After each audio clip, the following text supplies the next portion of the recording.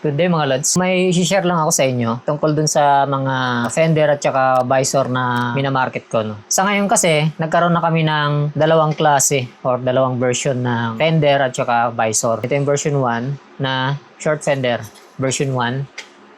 Tapos, ito naman yung version 1 na GP visor na pang Raider 150 Fi. Yan. Kung makikita nyo, maumbok siya. Tapos walang design gaano dito. Plain lang siya. So, plug and play itong mga lods, no? Dito sa likod, meron niyang lagayan ng bolt, 3. Same as stock kung ikakabit siya. Kaya kung kukuha kayo nito, ano na talaga siya? Plug and play na siya. So, ilalapat mo na lang sa headlight mo. May kasama na ring tornilyo yan. Tapos, ito na yung sinasabi ko na nagkaroon kami ng version 2 na fender. Ito yun mga lods.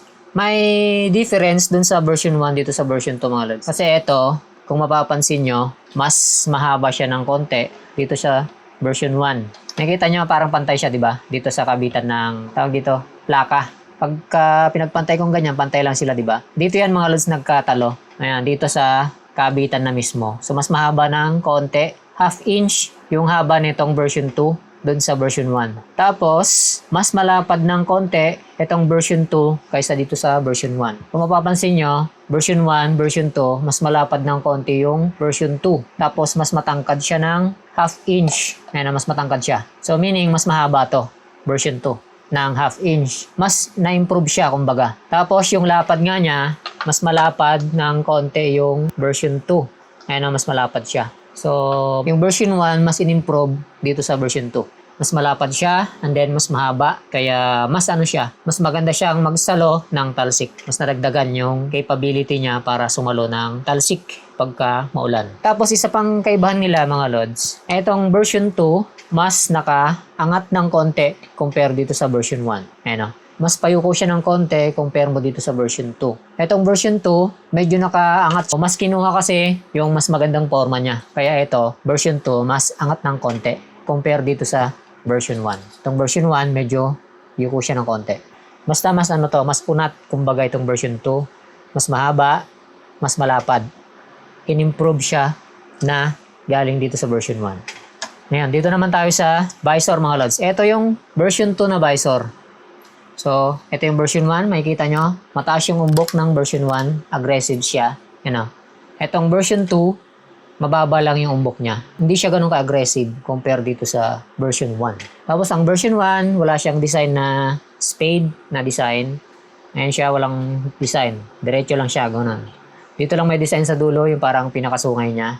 Dito naman sa version 2, ayan na siya. Kung natatandaan nyo mga lods, kung sinusubaybayan yung mga kinakabit kong visor, ito yung visor ko na clear visor. Pinagawan ko siya ng Hulma kay Maker. Same lang sila ng haba, pero mas maumbok yung version 1 compare dito sa version 2. Yun nga lang, yung design, mas maganda tong version 2. Mas pinaganda sa version 2. Ayan. Same pa rin naman dun sa loob. Meron pa rin siyang lagay ng tornilyo 3.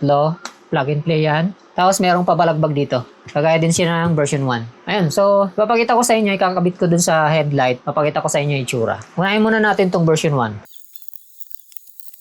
Siguro isang tornilyo na lang ikakabit ko dito, sa gitna na lang, para mabilis tayo. Yan, di ko nahigpitan. Swak naman yan. Ito yung version 1 mga lods. Kung makikita nyo, maumbok siya. Aggressive look, kung titignan. Ayun. Sabi ko nga plug and play yan. Sa loob, 3 yung lagayan ng tornilyo niyan. Hindi ko lang kinabit yung tornilyo para mabilis maklasin. Ito yung tsura niya. Ngayon, ikabit naman natin yung version 2. So, ito yung version 1. Papakita ko rin sa inyo yung version 2. Ayan. So, ito na yung version 2 mga lods. O, diba? Mas mababa yung kanyang umbok. Hindi siya ganun ka-aggressive. Tignan. Pero nandun pa rin yung angas ng visor. Ayan o. Itong visor na to mga lods, personal ko to. Sa akin to.